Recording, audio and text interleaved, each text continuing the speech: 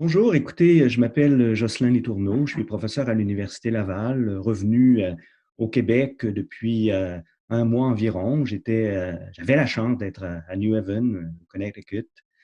J'y occupais un poste de prof et de chercheur affilié à l'Université Yale. Et me voilà dans mon sous-sol, en quelque sorte, dans ma maison, mais très heureux de vous présenter le dernier ouvrage qui vient à peine de paraître en version numérique exclusivement pour le moment, mais j'espère bientôt en version imprimée. Donc, j'aimerais bien vous présenter cet ouvrage dont je suis fier, qui j'espère suscitera, comme certains de mes précédents, quelques débats fructueux. Et je ne sais pas s'il faut être hardi ou souffrir d'un peu de folie, très honnêtement, pour se lancer dans la production d'une synthèse d'histoire du Québec, avec en prime, comme si l'entreprise n'était pas assez difficile, l'idée de réfléchir sur la condition québécoise dans le temps pour cerner non pas l'essence, mais l'essentiel de ce qu'a été la canadianité des anciens Canadiens et la québécité des Québécois d'aujourd'hui. Ce fut en tout cas mon projet et je l'assume avec ses risques et ses bonnes fortunes aussi, je l'espère. Ce que je propose dans l'ouvrage, c'est un récit dépaysant de l'histoire du Québec. J'entends par là une histoire qui amène le lecteur à sillonner un territoire connu, hein, mais en empruntant des chemins inhabituels, ce qui lui permet de découvrir autrement des panoramas familiers ou d'entrevoir des scènes insoupçonnées. Du coup, le promeneur peut se repayser différemment, s'il le veut, bien sûr. Les faits demeurent, mais les interprétations changent, dit-on. L'interprétation que je soumets dans l'ouvrage conforte parfois, contredit tantôt, les récits existants du passé du Québec, en particulier celui qui place la résistance et la survivance au rang de variables indépendantes de l'équation historique québécoise, comme si l'histoire du Québec se conjuguait au temps de la tragédie principalement. Il s'agit, je l'avoue, d'une narration possible du passé québécois. Ce n'est toutefois pas, selon moi en tout cas, la narration la plus juste. Dans mon récit, car il faut parler d'un récit, factuel autant qu'analytique, je dirais, j'insiste davantage sur, et là on me reconnaîtra, les ambiguïtés, dissonances, bivalences, équivoques et autres paradoxes qui ont marqué le parcours québécois d'hier à aujourd'hui, des premiers contacts jusqu'à maintenant, pandémie exclue tout de même.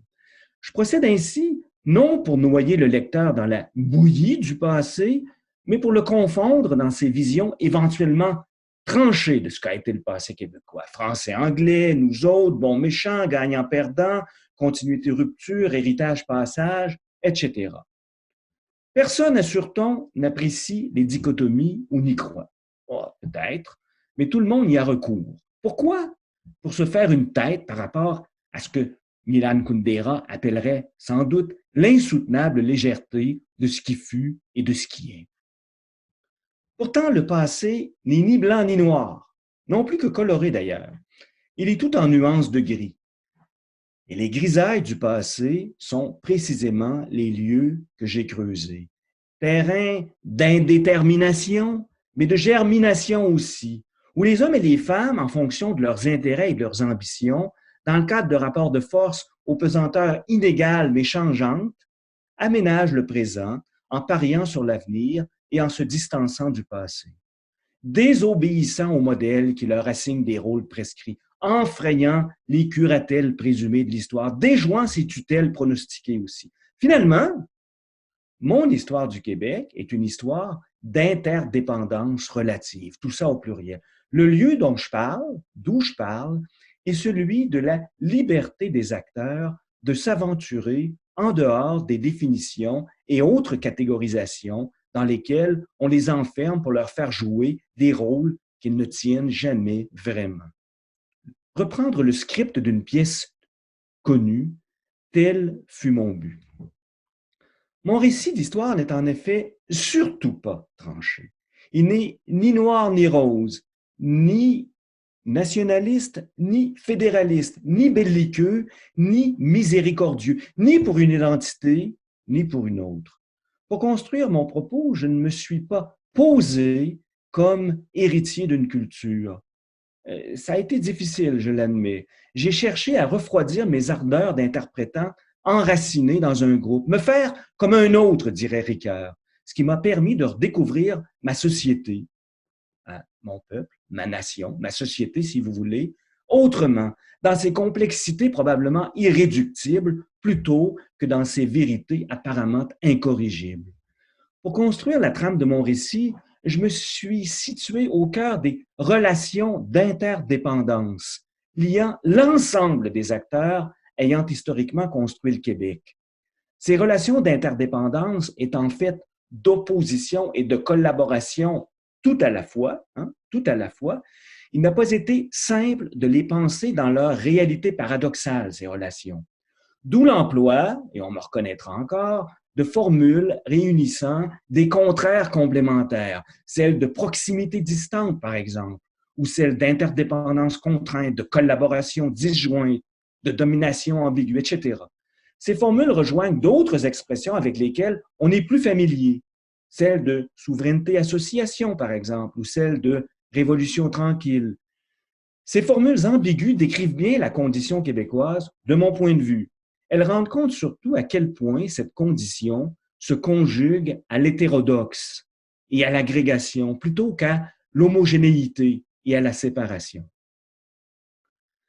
Que retenir de l'histoire que je propose de l'expérience québécoise dans le temps? Je ne donnerai ici qu'une liste succincte des idées développées dans l'ouvrage, en espérant, bien sûr, que le lecteur veuille les découvrir de long en large. Première idée, les conquêtes qui ont marqué le parcours québécois ont été limitées et infructueuses. Le Québec est né de ces héritages successifs plus que d'une origine singulière. Le Québec est une société de contact et de passage autant que d'héritage et de fidélité. Les Québécois se sont astucieusement adaptés aux défis rencontrés durant les révolutions plutôt que de platement les subir.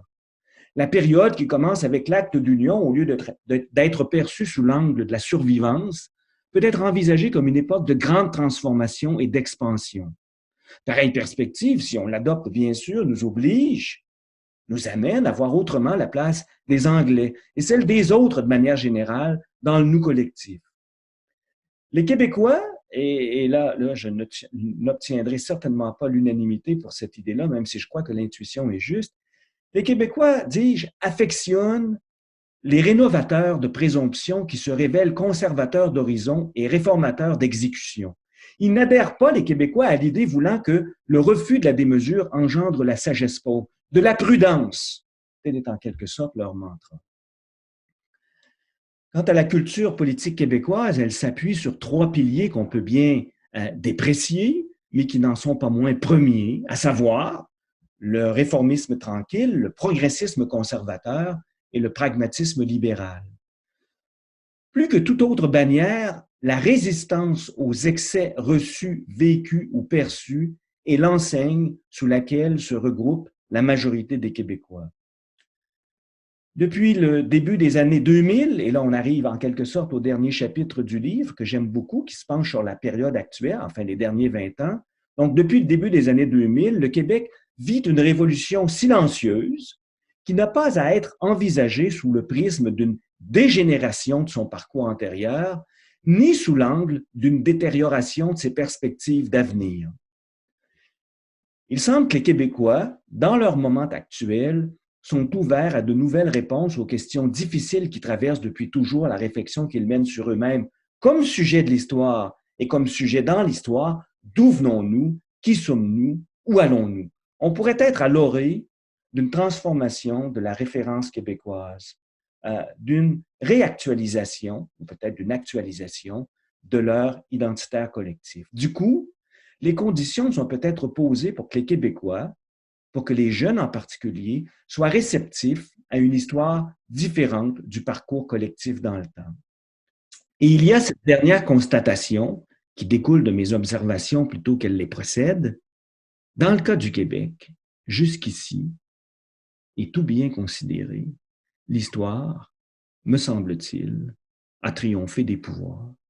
Et il ne tient qu'à nous de faire en sorte que cet héritage du passé trace la voie de notre passage à l'avenir. Au plaisir de vous rencontrer.